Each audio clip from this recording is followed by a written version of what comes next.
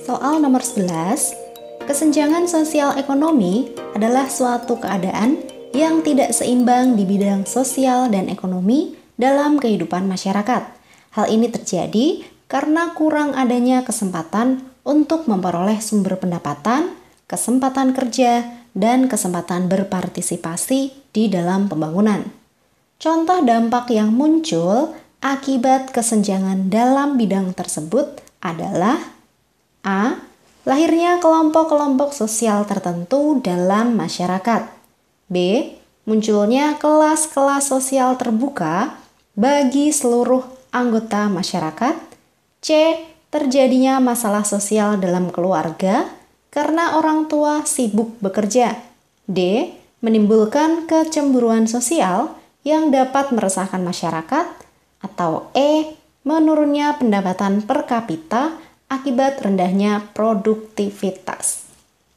Kita garis bawah dulu, yang ditanyakan adalah dampak yang muncul akibat kesenjangan sosial ekonomi. Intinya kan itu. Nah, apa sih itu kesenjangan sosial ekonomi? Kesenjangan sosial ekonomi adalah keadaan yang tidak seimbang di bidang sosial ekonomi di masyarakat. Di situ sudah ada. Kenapa ini terjadi? Terjadi karena kurang adanya kesempatan untuk memperoleh sumber pendapatan, kesempatan kerja, dan kesempatan berpartisipasi dalam pembangunan. Intinya ada perbedaan akses terhadap sumber daya, baik itu sumber pendapatan, kesempatan kerja, maupun kesempatan berpartisipasi di dalam pembangunan. Oke? Akibat adanya perbedaan akses ini kemudian mengakibatkan timbulnya kesenjangan sosial ekonomi. Ada masyarakat kaya yang bisa mengakses berbagai macam sumber daya. Mereka mau sekolah di mana, tinggal pilih aja. Beda dengan orang-orang miskin. Dengan ketiadaan biaya, mereka juga sulit mengakses sumber daya. Misalnya mereka susah untuk menentukan mau sekolah di mana. Ketiadaan biaya, kemudian mungkin fasilitas belajar yang jauh, dan lain sebagainya. Itulah yang dimaksud dengan kesenjangan sosial ekonomi. Kemudian kira-kira apa dampak yang timbul akibat adanya kesenjangan ini? Akibat orang kaya yang bisa mengakses segala hal dengan mudah, kemudian orang miskin yang sulit untuk mengakses sumber daya, maka akan muncul kecemburuan. Jawabannya adalah yang D. Munculnya kecemburuan sosial yang dapat meresahkan masyarakat karena adanya perbedaan akses antara golongan-golongan di dalam masyarakat tadi. Orang miskin yang susah untuk mengakses fasilitas pendidikan, fasilitas kesehatan, kemudian pekerjaan, dan lain sebagainya, itu akan merasa cemburu dengan mereka yang kesempatan aksesnya lebih luas. Oke? Soal nomor 12, distribusi sarana dan prasarana belajar yang tidak merata menimbulkan ketimpangan di berbagai daerah di Indonesia. Dari ilustrasi ini, maka ketimpangan sosial yang terjadi adalah pada bidang A. Pendidikan, B. Ekonomi, C. Budaya, D. Politik, atau E. Agama. Ketimpangan itu sama dengan kesenjangan. Kesenjangan sosial ekonomi. Artinya apa? Artinya adalah ketidakseimbangan dalam kehidupan sosial ekonomi akibat adanya perbedaan akses masyarakat terhadap sumber daya.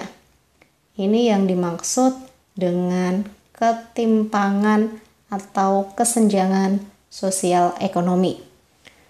Jadi adanya ketidakseimbangan atau ketidakadilan di dalam masyarakat akibat perbedaan aksesnya masyarakat.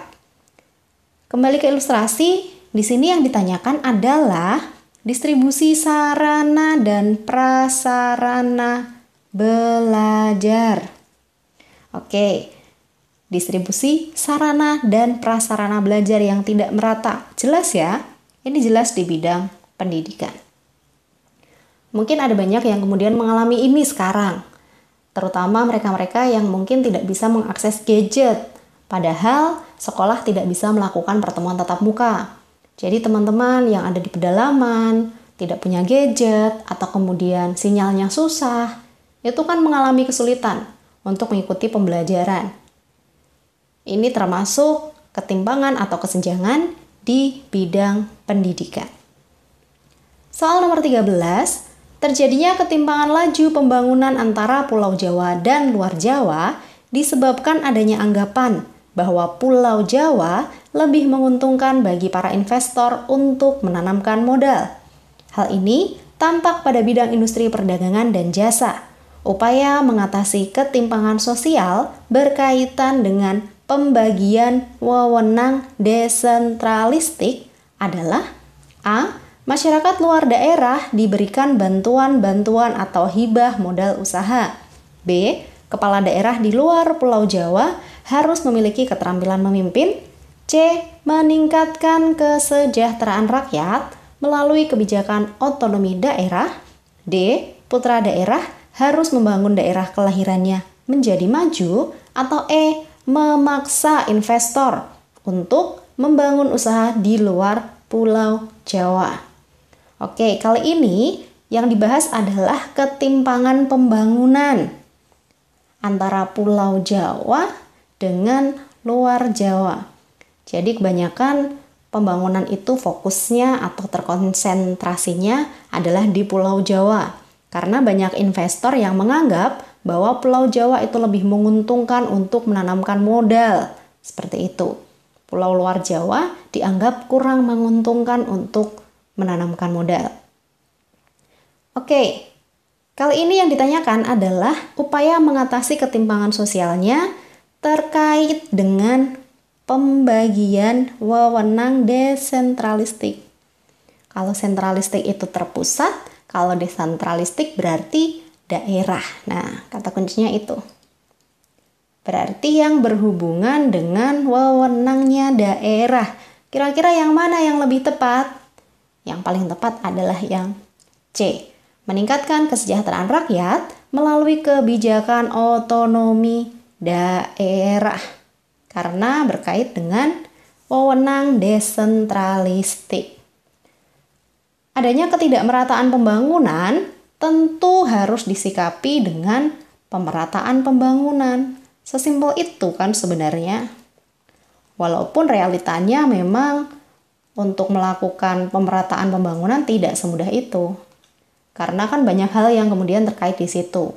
Misalnya kita mau membangun jalan di Kalimantan atau di Papua, otomatis ada lahan-lahan, mungkin lahan hutan atau lahan-lahan yang kemudian harus istilahnya dihilangkan seperti itu demi pembangunan infrastruktur. Dan itu tentu saja akan membuat pro dan kontra bagi masyarakat. Mereka yang pro dengan kelestarian alam tentu saja akan menolak hal seperti itu. Atau kalau bisa diminimalkan lah supaya wilayah hutan tetap terjaga, tetapi infrastruktur pembangunan juga bisa tetap berjalan. Oke? Jadi sekali lagi, yang berhubungan dengan wewenang desentralistik atau daerah adalah kebijakan otonomi daerah. Soal nomor 14, Dina seorang remaja putri.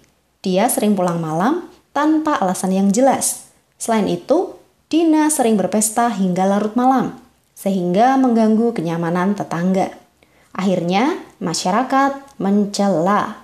Celaan masyarakat tersebut menyadarkan Dina untuk tidak mengulangi perbuatannya. Berdasarkan konsep dasar sosiologi, cara mengatasi permasalahan yang dilakukan masyarakat bertujuan untuk A. Menjaga ketertiban sosial. B. Mencegah penyimpangan. C. Mengembangkan budaya malu. D. Menciptakan sistem hukum. Atau E. Menegakkan sistem hukum. Di sini yang ditanyakan bukan caranya ya. Bukan, tetapi tujuannya. Cara ini dilakukan bertujuan untuk, nah seperti itu kan.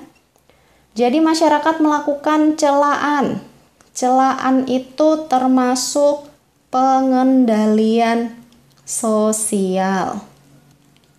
Pengendalian sosial adalah tindakan untuk mengendalikan perilaku menyimpang supaya masyarakat tidak berperilaku yang menyimpang dari norma, sehingga hasil akhirnya tercipta ketertiban dan keseimbangan sosial masyarakat.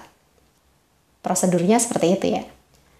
Jadi, adanya pengendalian sosial itu bertujuan untuk mengendalikan supaya masyarakat tidak berperilaku menyimpang, kemudian tercipta ketertiban sosial.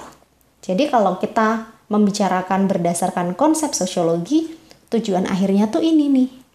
Tujuan akhirnya adalah ketertiban sosial. Kenapa Kak bukan yang lain, mencegah penyimpangan? Nah, si Dina ini kan sudah melakukan penyimpangan, berarti bukan mencegah. Kalau mengendalikan penyimpangan itu benar, tapi kalau mencegah itu kurang tepat. Sedangkan mengembangkan budaya malu, menciptakan sistem hukum dan menegakkan sistem hukum, ini semua termasuk caranya. Cara yang dilakukan untuk menjaga ketertiban sosial. Berarti ini termasuk cara dan ketertiban sosial adalah tujuannya. Oke, bisa dipahami ya? Soal nomor 15, jika dibiarkan lebih lanjut, kemacetan lalu lintas jalan raya di kota-kota besar akan berdampak buruk terhadap kelangsungan hidup masyarakat.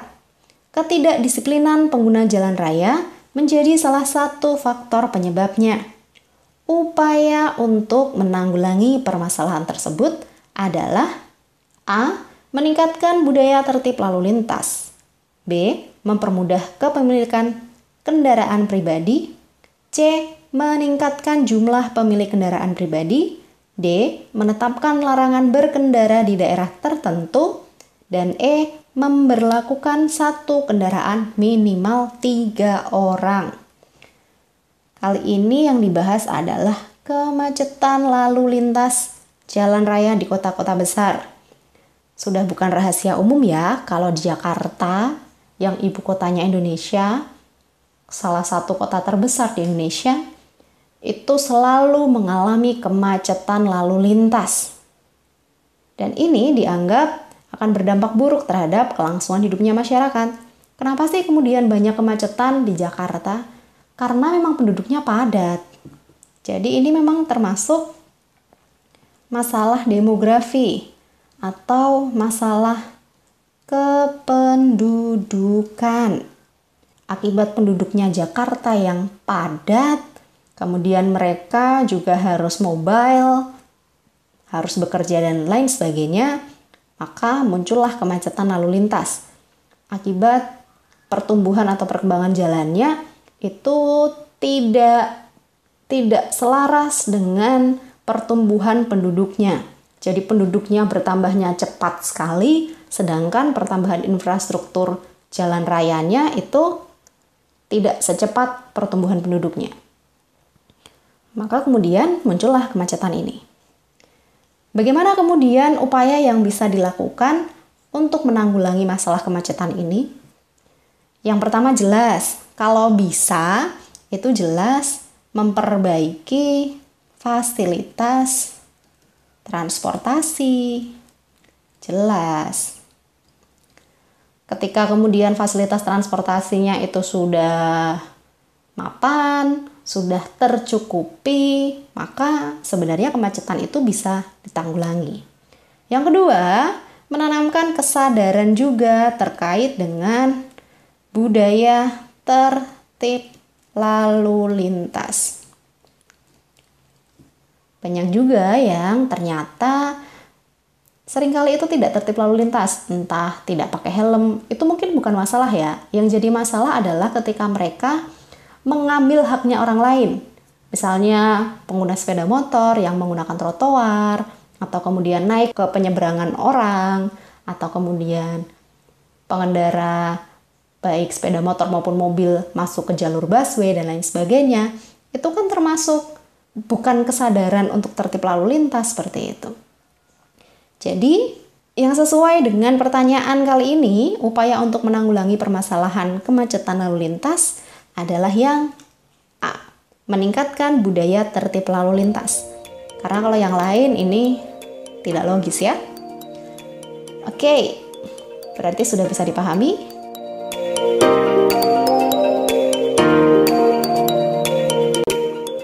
Soal nomor 16, beberapa kota besar di Indonesia dewasa ini menghadapi persoalan kepadatan penduduk yang tidak terkendali yang disebabkan oleh 1. Perpindahan penduduk dari desa ke kota. 2. Terbatasnya lapangan kerja yang tersedia di desa. 3. Terbukanya lapangan kerja di kota.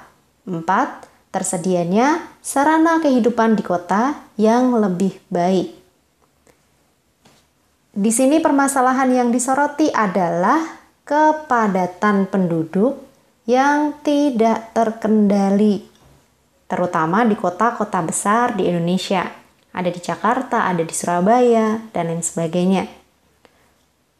Kota-kota besar ini mengalami permasalahan kependudukan terkait dengan tingkat kepadatan penduduk yang sangat tinggi.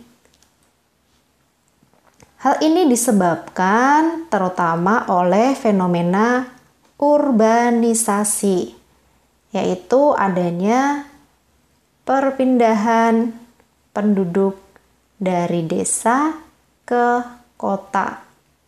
Kenapa? Karena realitanya di desa itu minim lapangan kerja. Jadi kesulitan untuk mencari pekerjaan di desa. Sedangkan di kota realitanya banyak tersedia lapangan kerja. Walaupun dengan persyaratan yang banyak, dengan keterampilan, dengan keahlian dan pengetahuan yang mencukupi, baru bisa bekerja di kota dengan lapangan pekerjaan yang lebih luas. Kembali ke permasalahan, kenapa kemudian terjadi kepadatan penduduk yang tidak terkendali di kota? Penyebabnya apa? Yang pertama, perpindahan penduduk dari desa ke kota. Nomor 1, benar. Kedua, terbatasnya lapangan kerja yang tersedia di desa. Ini juga benar. Ketiga, terbukanya lapangan kerja di kota. Ini juga benar. Keempat, tersedianya sarana kehidupan di kota yang lebih baik. Nah, ini semua adalah hal-hal atau faktor-faktor yang berpengaruh terhadap proses urbanisasi, sehingga banyak orang-orang yang rela pindah dari desa, kemudian mereka pindah ke kota. Jadi jawaban 1, 2, 3, 4 semuanya benar. Pilihan jawabannya adalah E. Soal nomor 17. Dalam berlalu lintas antara pengendara satu dengan yang lain, diharapkan dapat mematuhi rambu-rambu lalu lintas. Segala macam bentuk pelanggaran lalu lintas akan ditindak sesuai dengan hukum yang berlaku tanpa terkecuali. Tidak jarang antara pengemudi satu dengan yang lain saling berebut jalan untuk dapat sampai tujuan terlebih dahulu dengan menggunakan cara yang cenderung membahayakan pengendara lain. Upaya penyelesaian masalah yang tepat berdasarkan ilustrasi tersebut adalah A. Memiliki kesadaran berlalu lintas. B. Banyak polisi yang harus berjaga. C. Dibuatkan CCTV khusus jalan raya. D. Mobil patroli terus digalakkan. E. Mengutamakan kepentingan umum. Sebenarnya dari kelima pilihan jawaban ini, ya semuanya bisa dilakukan, tetapi ada beberapa yang lebih logis dan ada beberapa yang kurang logis sebenarnya. Kembali ke permasalahannya. Di sini dikatakan bahwa tidak jarang antara pengemudi yang satu dengan yang lain saling berebut jalan untuk dapat sampai tujuan terlebih dahulu dengan menggunakan cara yang cenderung membahayakan pengendara lain, misalnya menyalip tanpa melihat yang dari seberang, menyalip dari sisi kiri, menyalip tanpa memberikan lampu sen. Jadi pengendara lain tidak tahu kalau akan menyalip misalnya. Atau bahkan tidak menyalakan lampu dan lain sebagainya. Itu adalah hal-hal yang cenderung berbahaya ketika dilakukan di jalan raya. Padahal jalan raya itu digunakan oleh banyak orang, banyak pengendara. Kemudian upaya penyelesaian masalah yang tepat yang seperti apa? Memiliki kesadaran berlalu lintas inilah yang paling logis. Ketika semua pengendara memiliki kesadaran dalam berlalu lintas, mendahulukan pengendara yang lain, tidak tergesa-gesa, kemudian mematuhi semua peraturan lalu lintas, tidak kalau sudah lampu merah tetapi dikejar, jadi lampu merah tidak mau berhenti misalnya, itu kan membahayakan pengendara yang lain. Kalau pilihan jawaban yang lain, banyak polisi yang harus berjaga. Polisi itu tidak bisa berjaga 24 jam di jalan, maka ini tidak logis. CCTV khusus jalan raya juga sudah ada, tetapi kan tidak semua sisi jalan raya bisa dipasang CCTV. Maka ini tidak logis juga. Mobil patroli terus digalakan. Ini juga tidak tepat. Mengutamakan kepentingan umum, ya, tetapi kemudian ada hal-hal yang seringkali tidak disadari. Maka kembali lagi ke kesadaran dari pengguna jalannya. Maka upaya penyelesaian masalah yang paling tepat sesuai dengan konteks pertanyaannya adalah kesadaran berlalu lintas. Soal nomor 18, kemacetan lalu lintas di kota-kota besar sering dipicu oleh ketidakdisiplinan pengguna jalan. Dalam rangka mengatur kelancaran masyarakat berlalu lintas, diperlukan 1. Undang-undang lalu lintas. 2. Aparat yang tegas. 3. Aturan yang ketat. 4. Kesejahteraan aparat. Di sini dikatakan ada kemacetan lalu lintas akibat ketidakdisiplinan pengguna jalan. Supaya masyarakat itu lebih disiplin dalam berlalu lintas, maka apa saja yang diperlukan? Yang pertama, undang-undang jelas. Masyarakat yang harus sadar dengan undang-undang atau peraturan lalu lintas. Kedua, aparat yang tegas. Jelas, ketika aparat berlaku secara tegas, secara adil, semua diperlakukan sesuai dengan aturannya, maka akan jadi lebih lancar lalu lintasnya. Ketiga, aturan yang ketat, ini juga benar. Keempat, kesejahteraan aparat, ini tidak berhubungan dengan kelancaran berlalu lintas. Oke, itu tidak ada hubungannya sama sekali. Jawabannya 1, 2, dan 3. Pilihan jawabannya adalah A. Soal nomor 19. Hasil kajian fenomena tawuran antar pelajar atau antar warga kampung menunjukkan manfaat sosiologi sebagai A. Peningkatan kesadaran sosial. B. Pemecahan masalah sosial. C. Perencanaan sosial. D. Pengelolaan lingkungan sosial.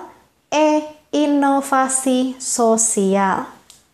Kita tadi sempat membahas tentang kajian sosiologi yang bisa dimanfaatkan berhubungan dengan pemanfaatan yang berkaitan dengan masalah sosial. Nah, jadi kajian sosiologi bisa digunakan untuk menangani masalah sosial. Di sini adalah fenomena tawuran antar pelajar atau antar warga. Sosiologi itu bisa mengkaji sebab-sebabnya kenapa bisa terjadi tawuran, baik antar warga maupun antar pelajar. Ketika sudah dikaji sebab-sebabnya, maka ini bisa diberikan ke pihak berwenang untuk dicari pemecahannya.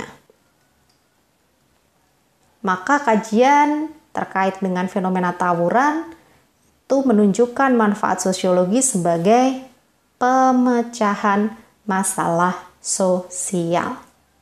Oke? Jadi sosiologi itu bisa dimanfaatkan dalam 4 aspek.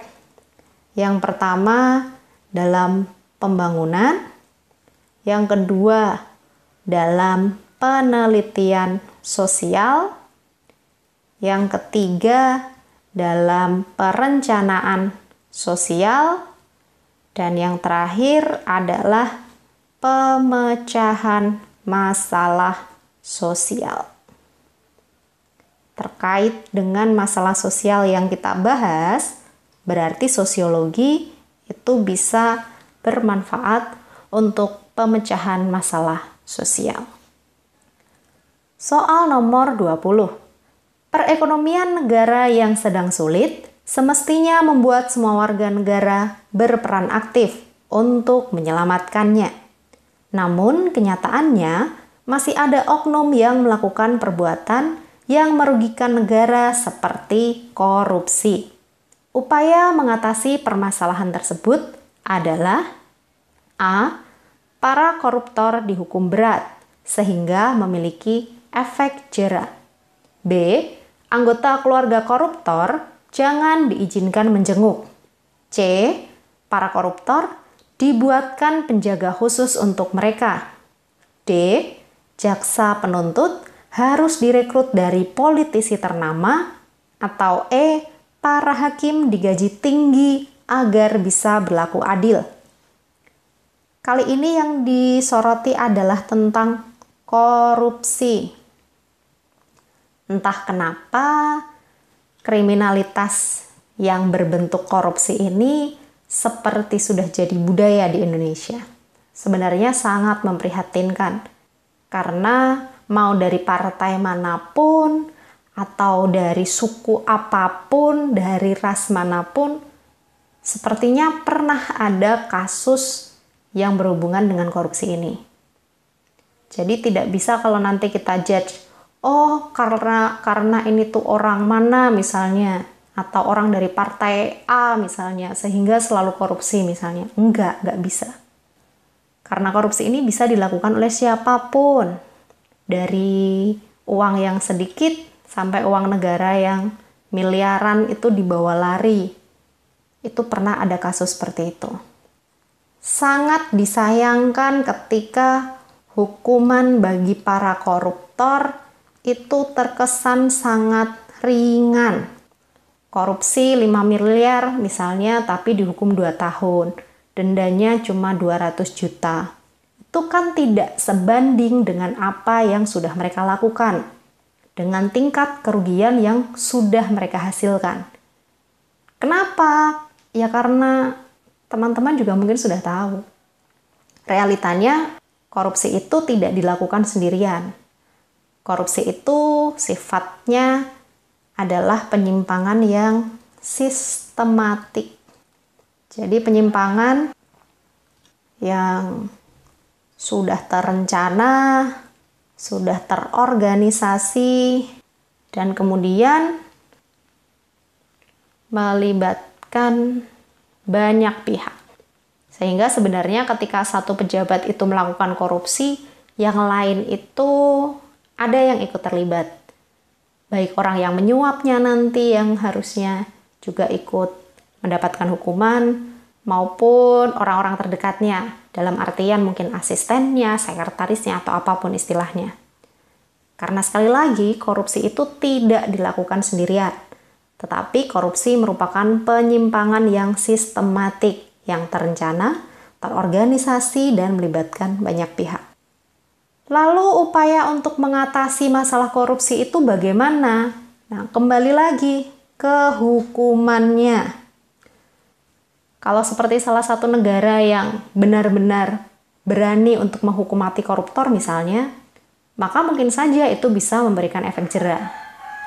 Nah, sekali lagi, realitanya di Indonesia, koruptor hanya mendapat hukuman yang bisa dibilang cukup ringan.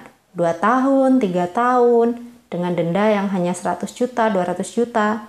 Bagi mereka yang korupsinya miliar-miliaran, ya itu kan tidak seberapa. Dan itu tidak menimbulkan efek jera.